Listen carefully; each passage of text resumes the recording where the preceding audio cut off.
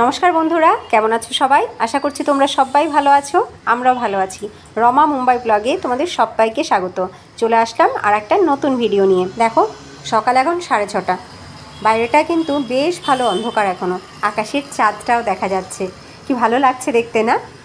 আজকে তাড়াতাড়ি একটুখানি উঠেছি, কারণ আজকে অনেকগুলো কাজ আছে, পেন্ডিং কাজগুলো সারবো, যেগুলোর জন্য আমি ছুটির দিনের জন্যই অপেক্ষা করছিলাম।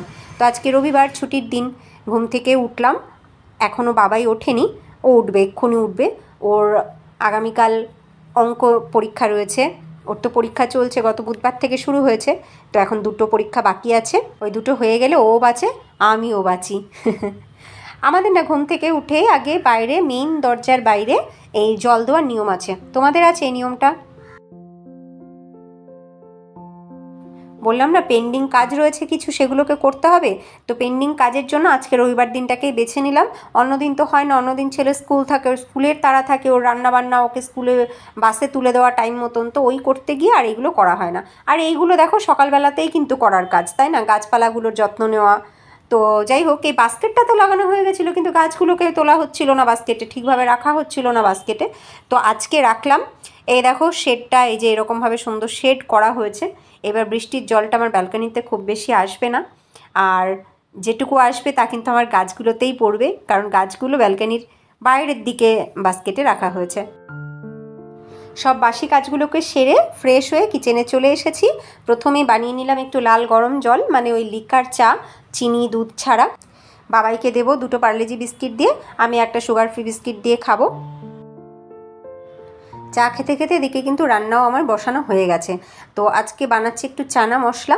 এই চানা মশলা দিয়ে সকালবেলার রুটিটা খাওয়া হবে। আবার এই চানা মশলাটাকেই আমি আলাদা করে ফ্রিজে রেখে দেবো রাতের জন্য, রাতেও এটা দিয়েই রুটি খাওয়া হয়ে যাবে। আর এর সাথে আমি এখন একবারে দুপুরের খাবারও বানিয়ে নিচ্ছি, কারণ এরপরে আমার বাবাইকে নিয়ে পড়াতে বসতে হবে। পরিবার পরিজন, এমনকি হাজব্যান্ড, সবাইকে ছাড়া একা বাচ্চা সামলানো, ঘর সামলানো, বাইরের সব সামলানো, এগুলো করা সত্যি একটু ডিফিকাল্ট। তো সেই কারণে আমাকেই আমার টাইমটাকে ম্যানেজ করে নিতে হয়, কখন কোনটা করব। ওই কারণে রান্নাবান্নার কাজগুলোকে সকাল সকাল সেরে নিচ্ছি, যাতে ওকে নিয়ে বাকি দিনটা বসতে পারি। তো দেখো চানা মশলা হয়েই গেছে, মশলা টশলা কষিয়ে সিদ্ধ চানাটা আমি দিয়ে দিলাম। এই চানা আমি সারা রাত ভিজিয়ে রেখেছিলাম, সকালবেলা কুকার একটু বয়েল করে নিয়েছি। এবার এদিকে চানা হচ্ছে, ওদিকে দেখো ভাতও প্রায় হয়ে গেছে।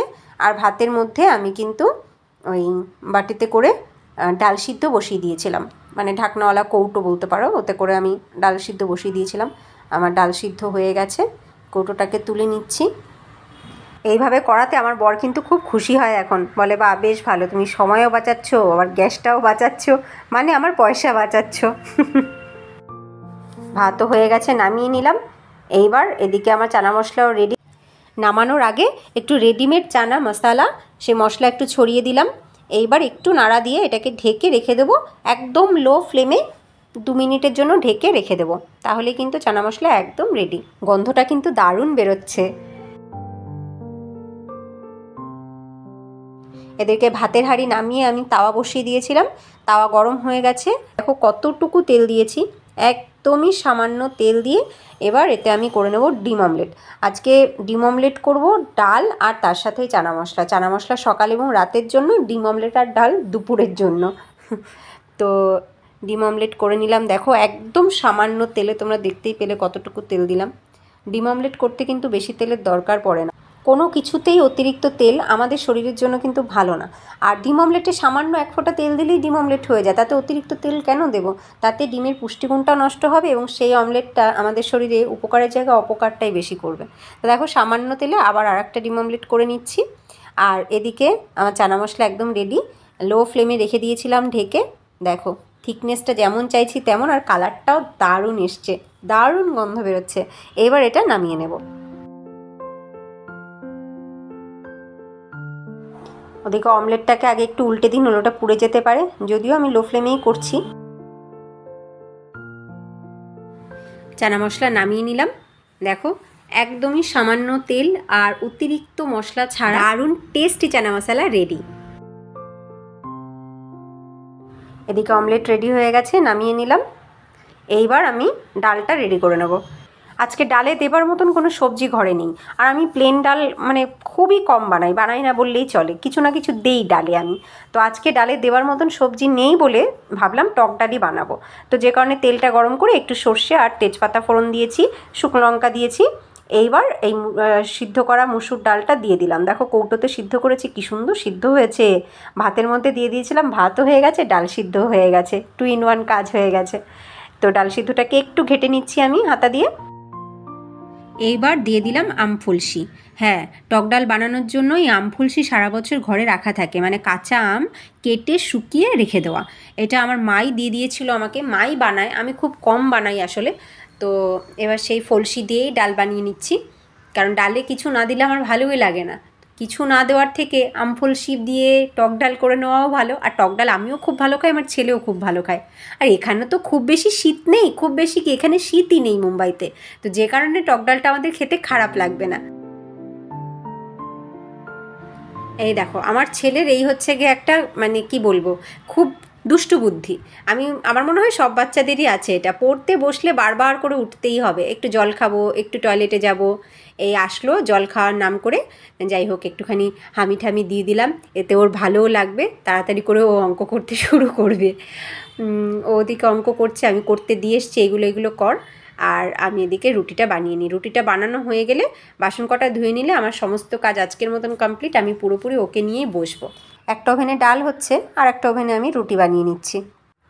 সকালে যদি আমার রুটি বানানোর প্ল্যান থাকে তাহলে আমি কি করি, প্রতিদিন রাতে যখন রুটি বানাই তখনই একবারে ওই আটাটা বেশি করে মেখে সকালের জন্য ফ্রিজে রেখে দিই। তো ওই কারণে সকালবেলা আমার আটা মেখে রুটি করার সেই তাড়াটা থাকে না। দেখো স্টিলের বক্সে করেই আমি গতকালকে রাতে আটা মেখে রেখে দিয়েছিলাম। হয়ে গেল আমার রুটি করা। আজকের মতন আমার রান্নাবান্না কমপ্লিট। ডালটাও নামিয়ে নিলাম এবার, আর সেই রাতে গিয়ে আবার 6টা রুটি বানিয়ে নেব, ব্যাস তাহলেই হয়ে গেল।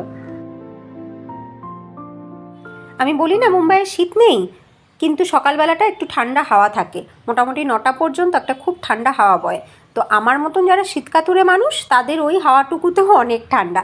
তো আমার সত্যি সত্যি ওই হাওয়াটুকুতেও বেশ খানিকটা ঠান্ডাই লাগে। আর কান মাথা আমি যদি ঢেকে না রাখি তাহলে ওই হাওয়াটুকুতেই আমার শরীর খারাপ হয়ে যাবে। তো আমি ঘরের মধ্যেও দেখো আমি ওই স্টোলটা দিয়ে কান মাথা আমি ঢেকেই রাখি, গলাটাও ঢেকে রাখি। ওই হাওয়া লাগলেই আমার কাশি হবে আর আমার সর্দি হয়ে যাবে। বাবানকে স্কুলে দিতে যাই যখন, বাসে তুলে দিতে, ওই তখন খুলি, তারপরে আর কান মাথা ঢাকি না। তো ওই সময় থেকে আবার একটু গরম গরমই পড়তে শুরু করে দেয়। তো ড্রয়িং রুমের জানলাটা খুলিনি, রান্নাঘরের সমস্ত কাজ সারার পরে এইবার আসলাম ড্রয়িং রুমের জানলাটা খুলতে। দেখো আমার বাইরে কত সুন্দর ফুল ফুটেছে আমার উইন্ডো গার্ডেনের দোপাটি ফুলগুলো দেখো কি সুন্দর ফুটেছে। আমি শুধু দুঃখ করছিলাম গাছগুলোতে ফুল ফুটছে না, এখন সবগুলোতে একসাথে ফুল ফুটছে, আর কি ভালো লাগছে দেখতে জানো। আমার প্রতিবেশী ভাবিরা খালি আমাকে জিজ্ঞেস করবে, তোমার গাছে এত সুন্দর ফুল কি করে ফোটে, তোমার গাছগুলো এত লম্বা কি করে হয়, তোমার গাছগুলোতে তুমি কি দাও, কি খাদ ডালো। আমি কিন্তু সিরিয়াসলি কোনো খাদ দেই না, আর যে খাদ আমি দেই তা আমি তোমাদেরকে সাথে এর আগেও শেয়ার করেছি। সবজির খোসা, ডাল চালের জল, এইগুলোই আমি দেই। আসলে একটা কথা আছে না, ফুল ফোটে যত্নে আর অযত্নে বজ্রপাত, তো তাই হচ্ছে ব্যাপার। এই গাছগুলোর পিছনে সত্যি প্রচুর খাটতে হয়, প্রচুর যত্ন নিতে হয়, ওদের দিকে খেয়াল করতে হয়। আর আমি তো এই গাছের ফুল দিয়েই পুজো দিই। আমার পুজো দেওয়ার জন্য ফুল তোলার পরেও গাছ ভর্তি ফুল থাকে। আর আমি, অনেকে বলে যে লাগানো গাছ থেকে ফুল তুলে পুজো দেই না, ভালো লাগে না, দেখতে ভালো লাগে গাছেই ফুল থাকলে, কিন্তু আমার মনে হয় গাছের ফুল দিয়ে পুজো দিলে ঠাকুর অনেক বেশি হ্যাপি হয়, আর আমার গাছ আরও বেশি বেশি করে ফুল দেয়। এবার দেখবে চলো আমার ছেলে কি করছে। ও পড়তে বসেছে খাটের উপরে, দেখো খাটের চাদর মাদর এলোমেলো করে কি করে রেখেছে, ভাঁজ করা চাদরও খুলে রেখে দিয়েছে। অঙ্ক করতে দিয়েছিলাম সেগুলোকে করে রেখে এখন হিন্দি পড়তে বসেছে। বললাম না 2টো পরীক্ষা বাকি আছে, দেখো এখন হিন্দি পড়ছে।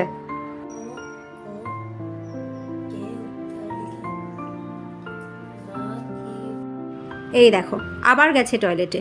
ও একবার পড়তে বসে যে কতবার উঠবে তার কোনো ঠিক নেই। যাক গিয়ে আমি চাদরটা ভাঁজ করে ফেলি। ও যতক্ষণ এই খাটে বসে পড়বে, খাট গুছিয়ে রাখাই সম্ভব না, একদম খাটের অবস্থা বেহাল করে রাখবে। ওর পড়া হলে তবে গিয়ে এই খাটটা একটু ঠিকঠাকভাবে গোছানো সম্ভব হয়। আর এই ছুটির দিনে ও আমার অবস্থাও খারাপ করে দেবে, ওর পেছনে চেঁচাতে চেঁচাতেই আমার গলা বসে যাবে, কিরে পড়, কিরে পড়, কিরে কী করছিস, এই চলতে থাকে সারা দিন বাড়িতে থাকলে।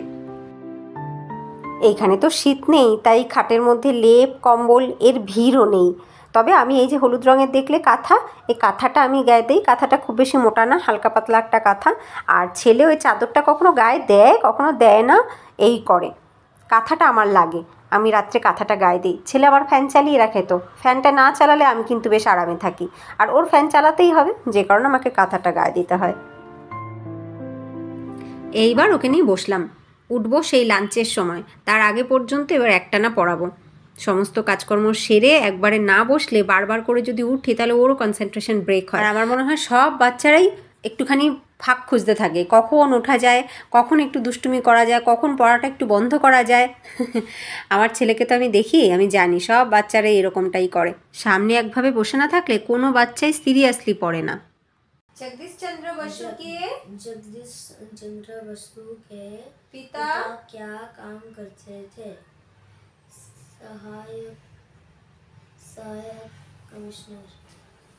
सहायक कमिश्नर थे।